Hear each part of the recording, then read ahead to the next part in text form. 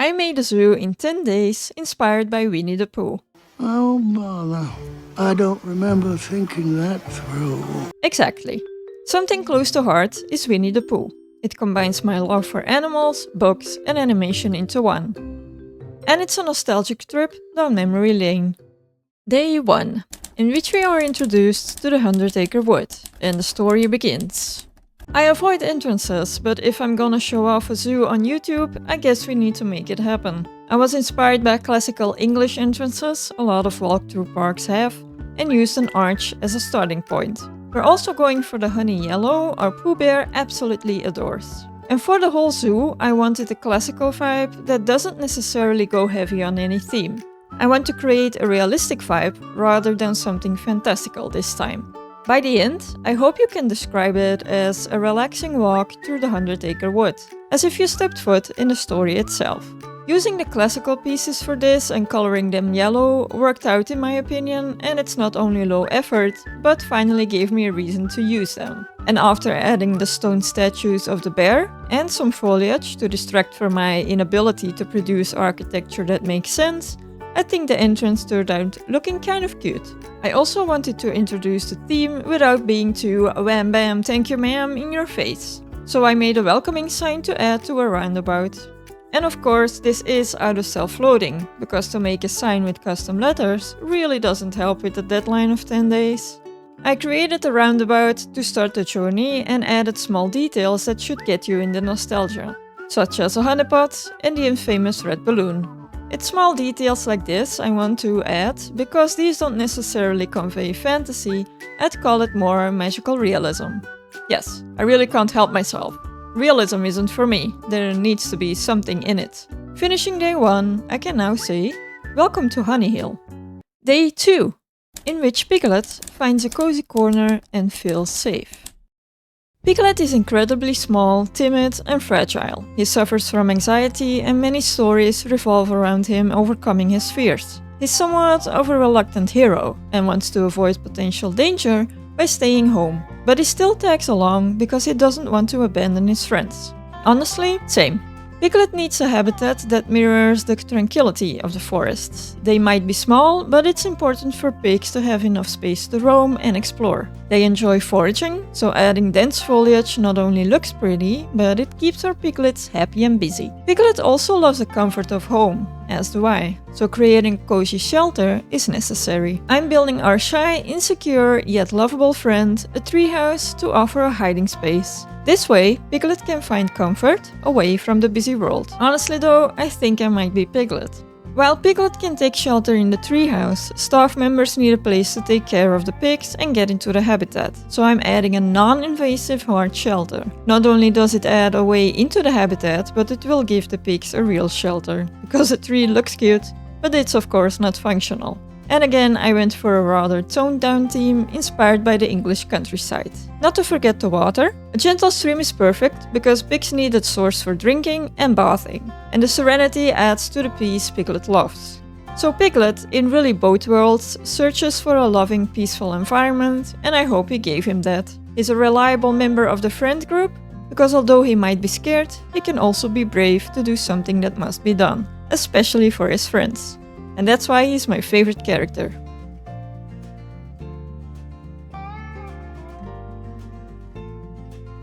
Day 3, in which Pooh discovers a delightful place for honey and naps. Time for the beloved bear himself.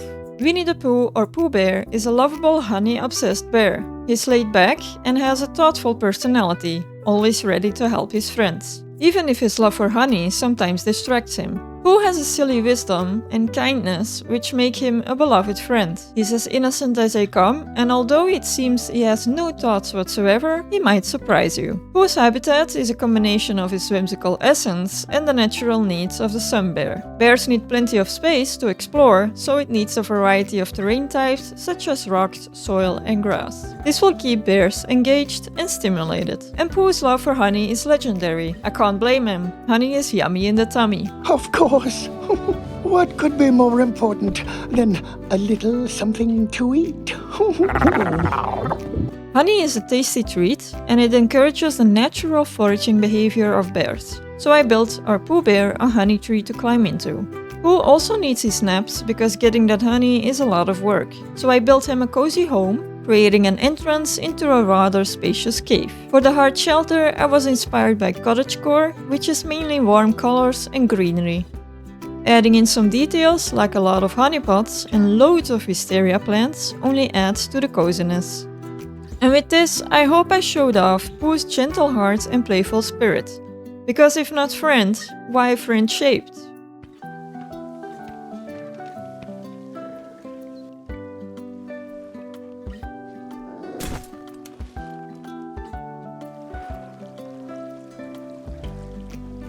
Day 4, in which Tigger bounces into a new adventure and makes a splash.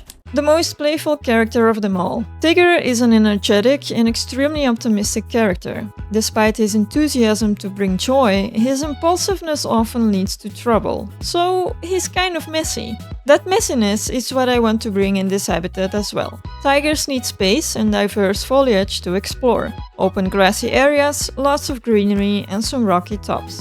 This variety will keep them bouncing. And despite his playfulness and impulsive mind, Tigger is also known for his creativity.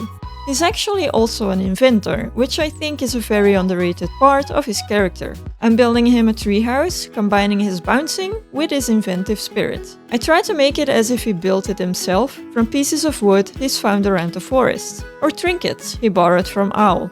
And to add some playfulness, I added a climbing structure from wooden branches, ropes and tires to have fun with. Tigers are really good swimmers, so we also need water.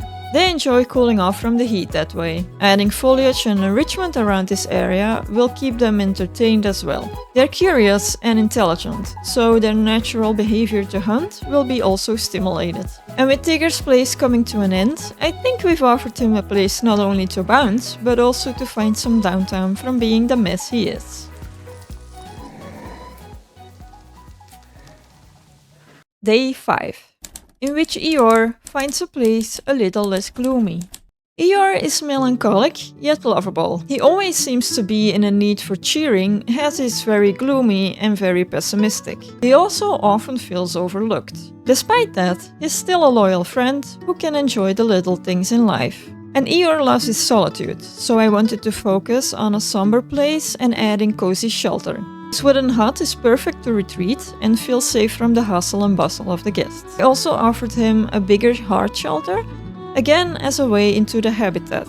This is a building I made in between, again in that English countryside vibe, which serves as Eeyore's shelter on one side and a souvenir shop on the other side. On Eeyore's side, I opted to make it a barnyard stable, adding lots of soft hay to lie down in and a few smaller hiding spots. Because of his need to be alone, I decided against my original idea to make it an interactive habitat. I changed that up later when I was working on the details of the zoo and made it a tranquil place, somewhat somber and void of lush foliage or fun, but still comforting. I kept the area open and peaceful, adding some leaves around the ground for soft napping spots. Eeyore has a gentle heart and endearing sense of humor, so I hope his habitat reflects his peace and quiet, away from the chaos that is life. Day 6, in which Rabbit organizes his garden and keeps things in order. Rabbit is practical, organized and somewhat fussy, often taking on a leadership role. Sometimes that doesn't work out like he hopes it will. Oh, well, there is this rope. He prefers order and routine, which makes him a bit of a grump. But despite his impatience, he also remains a caring and dedicated friend. Because Rabbit loves to share the fruits of his labor, I'm creating a cozy farm-to-table restaurant in the middle of a hidden spot in the forest. This will hopefully offer a delightful place to relax and enjoy fresh produce. For the love of God, Frontier, why didn't you add rabbits to the barnyard pack? The restaurant has a rustic countryside charm, and I used wooden tables for outdoor seating, surrounded by the nature. I also sneakily brought Rabbit's restaurant close to Pooh Bear, because we all know a rabbit loves to share his honey with him. And Rabbit also deserves a garden, which I made to combine his meticulous nature with a visually appealing spot. Kind of like a gap filler. He loves productivity and order, so the garden is neatly organized in rows of vegetables and flowers. Some details enhance the functionality of the garden, but also Rabbit's dedication to his tasks, carefully tending for each plant and ensuring its order. And with this, I hope I showed off Rabbit's love for nature and gardening, deserving of a place to reflect his dedication. By creating a more improvised rabbit area, I hope we can keep his spirit alive, despite not having rabbits in the game. Day 7, in which Kanga and Roo hop into a safe and nurturing home. Kanga is gentle and nurturing, always caring for her playful and curious son, Roo. She provides him with warmth and comfort, while also motherly caring for Roo's friends. While Kanga fusses for the group's safety and health, Roo adds a sense of youthful enthusiasm matching Tigger, and mischief, often initiated by Tigger. Together, they bring a sense of family and belonging, bringing everyone together. To start their habitat, I kept the theme of all the tree houses going and made theirs based off the one in the animations. I tried to convey the neatness of Kanga by making this a very classical house front with a white picket fence. Next to a more open area to hop around, I added in a waterfall and pond. Let's be real, by this point in the zoo I was starting to feel uninspired, and adding in water features is always the way to go to fill in those gaps. But it also ensures the kangaroos to stay hydrated. I filled in the open spot with more foliage and decided to make it kind of flowery, as if Kanga would enjoy gardening. I can imagine maybe Rabbit giving her a few tips and helping her out. With this habitat, I hope I offered both kangaroos a place that reflects their bond, where they can feel right at home.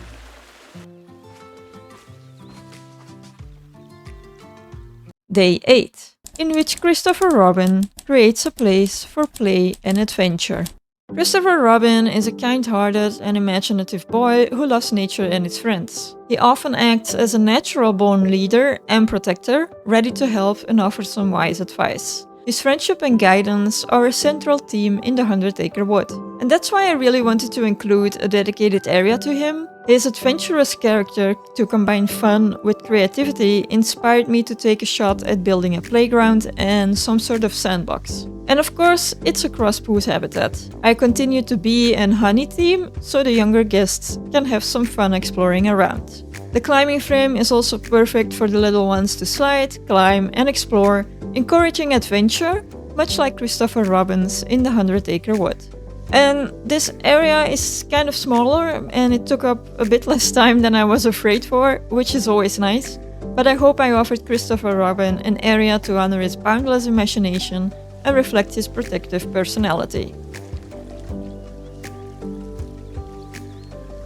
Day 9, in which details were added to the zoo, but my dumbass forgot to record it. We're not going to talk about it, so we're moving to Day 10, in which we explore the 100-Acre Wood and reflect on adventure. Yeah, this is just another fancy way of saying I'll be quickly touring around the zoo because I forgot to press the record button on adding the final touches.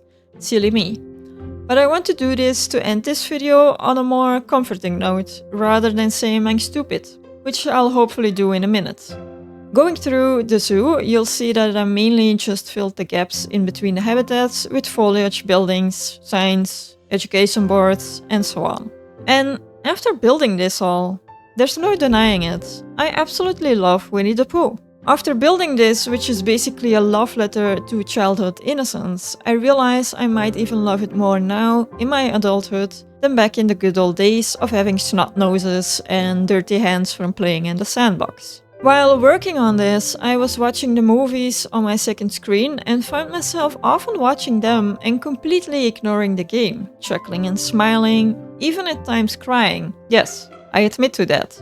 You see, Winnie the Pooh is a reminder of simple times. It reminds me of what it was like to keep a sense of wonder and silliness, going on adventures to capture a heffalump or to free Pooh from Rabbit's hole. The days I worked on this zoo made me feel like I was in a place of wonder, instead of having to worry about things that weigh me down as an adult. And I think this is why we need Winnie the Pooh more than ever. We need to remember that positivity creates kindness, and it's okay to be different. In Winnie the Pooh, we see how each small story, each little adventure is a lesson of friendship, acceptance, and joy. It's these simple tales that remind me to cherish small moments. Pooh's endless search for honey, Piglet's bravery despite being so small, and Tigger's enthusiasm show us that everyone has their own uniqueness. In the Tigger movie, that's really strengthened. We're shown that friends and family may find you annoying, but it doesn't mean they don't love you. True family can also be your friends. And this movie shows belonging and acceptance, no matter how unique you are or lonely you feel. And then there's a Christopher Robin film I saw right after these, and I saw a boy grown up, reconnecting with his old friends, and in the process, rediscovering his joy and wonder he had lost. And I think this conveys pretty well how that's happened for a lot of us. And Pooh once said, "Sometimes the smallest things take up the most room in your heart." I hope this mini-zoo is a testament to that. I was reminded it's okay to slow down, to dream, to find joy in whatever you love doing. And sure, I might be going into this too deeply, but I had fun. And I hope I reminded you as well to embrace the inner child, to seek out adventure, and to make life wonderfully unpredictable while remaining loyal and kind. And remember, you're braver than you believe, and stronger than you seem, and smarter than you think. Okay, that was kinda cheesy as hell.